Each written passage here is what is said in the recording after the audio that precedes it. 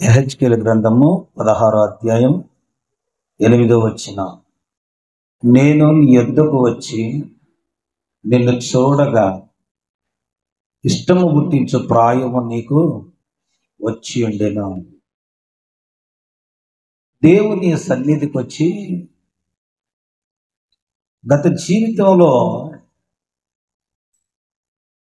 వెలివేయబడిన వ్యక్తులు, గత జీవితంలో త్రోసివేయబడిన వ్యక్తులు,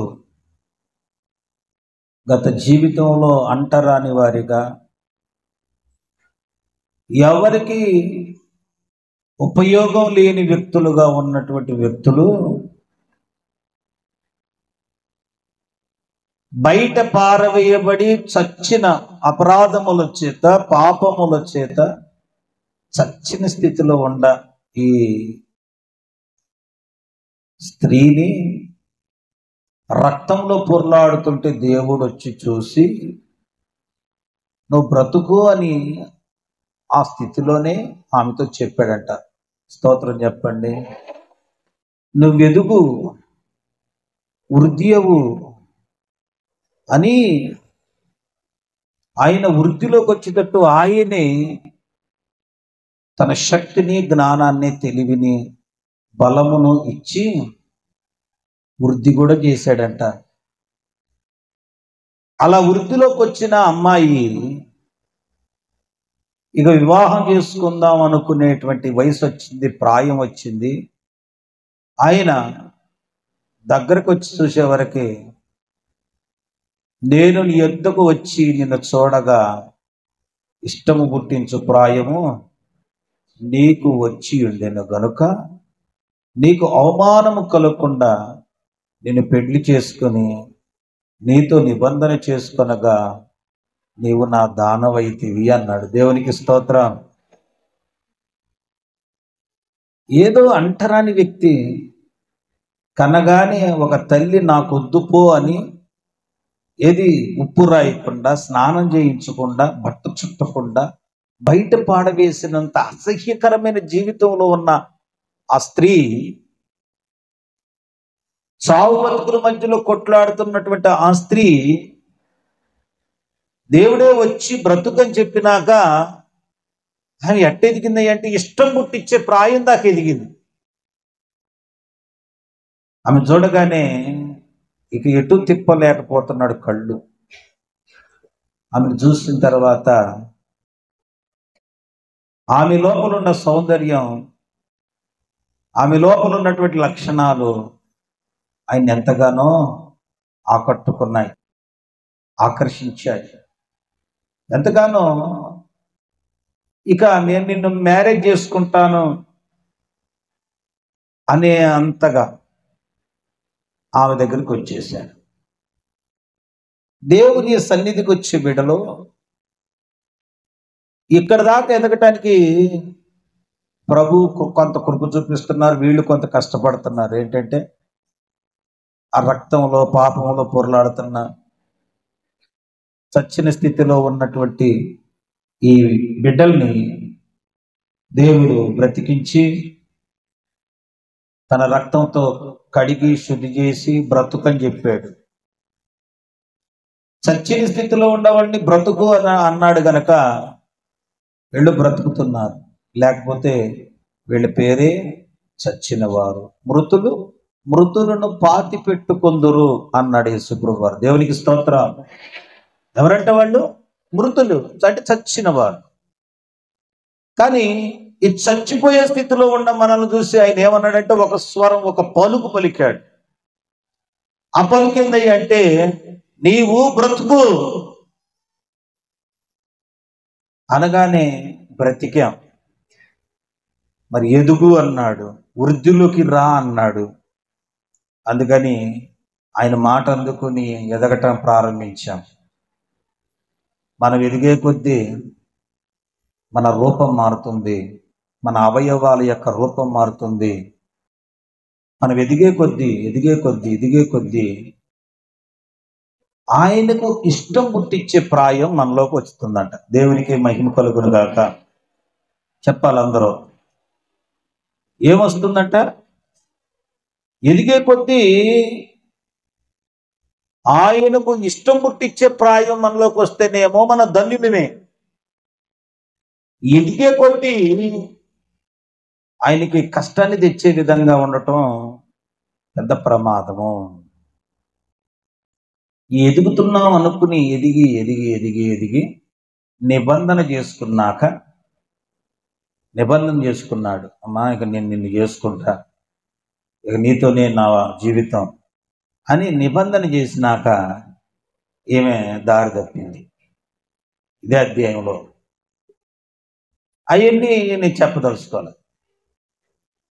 ఎదిగిన తర్వాత ఎదుగుతూ ఉండే సమయంలో కొన్ని లక్షణాలు వస్తాయి బిడ్డలారా.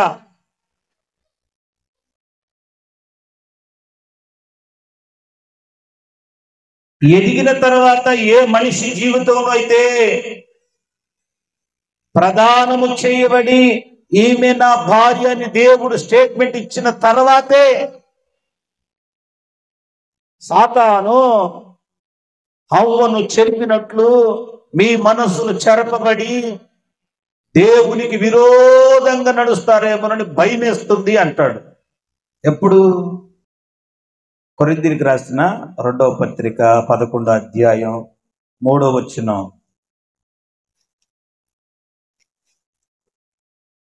కొరింథీయులకు రాసిన పత్రిక 11వ అధ్యాయం. సర్పము తన కుయుక్తి చేత అవ్వను మోసపరిచినట్లు మీ మనస్సులను చెరపబడి సరళత నుండి పవిత్రత నుండి తొలగిపోవనేమని భయపడుతున్నానంటాడు. ఎందుకు భయపడుతున్నాడంటే 2వ వచనంలో పవిత్రురాలైన కన్యకనుగా ఒక్కడే పురుషునికి నగా క్రీస్తుకు సమర్పింపవలనని ప్రదానం చేశాను అంటున్నాడు. స్తోత్రం చేద్దామా? ఎంత స్థాయికి ఎదిగింది? ప్రదానము చేయబడటం.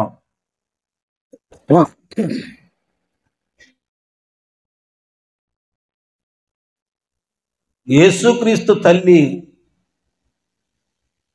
ప్రదానము చేయబడినప్పుడు ఆమె గర్భవతి అయింది. క్రిస్మస్ వచ్చిందనుకో అందరం చెప్పుకుంటాం.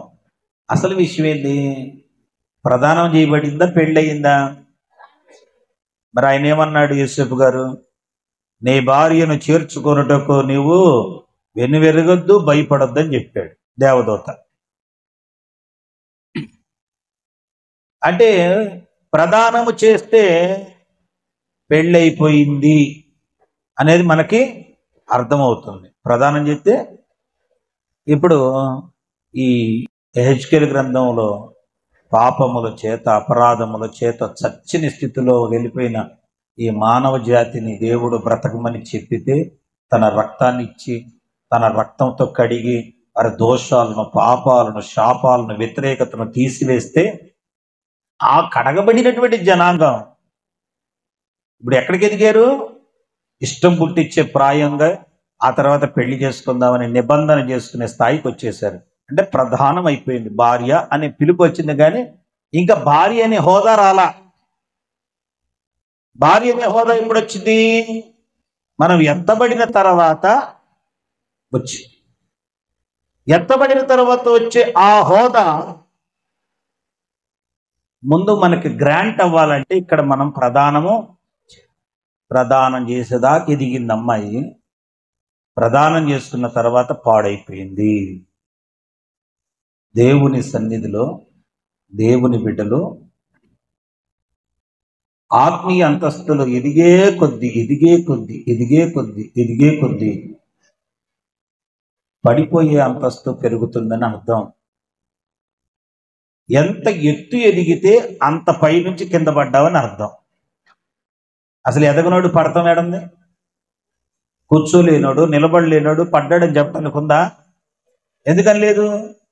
ఆడు కూర్చోలేడు, ఆడు నిలబడలేడు, ఇంకాడు పడతానికి ఎక్కడుంది?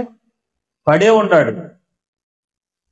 కానీ పైకి లేచి నిలబడి ఇష్టం పుట్టించే లక్షణాలన్నీ దేవుడు చూడగా కనపడే స్థాయికి వచ్చిన తర్వాత ఇక అప్పుడు స్టార్ట్ అవుతుంది పతనము.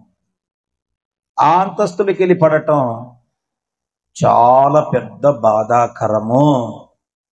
ఈ ఎహెచ్కేల్లో ఉన్న స్త్రీలు ఆమె ఇష్టం పుట్టించే ప్రాయం దాకా వచ్చి ఇక ఆ తర్వాత పడిపోయి ఆమెకున్న అందాన్ని చూసుకుని, జ్ఞానాన్ని చూసుకుని, తెలివిని చూసుకుని, ఆమెకున్న సౌందర్యాన్ని చూసుకుని, ఆ అవయవాలను చూసుకుని ఆమె పడిపోయిందని, చెరపబడిందని, పాడు చేయబడిందని అదే అధ్యాయంలో పరిశుద్ధాత్మ దేవుడు లెక్కించాడు. నీవైనా నేనైనా ఇష్టం పుట్టించే ప్రాయం దాకా అందరూ కష్టంగానైనా ఇష్టంగానైనా ఎలాగోలాగా ఎక్కుతున్నారు. ఎక్కిన తర్వాత అప్పుడు ఏం జరుగుతుంది?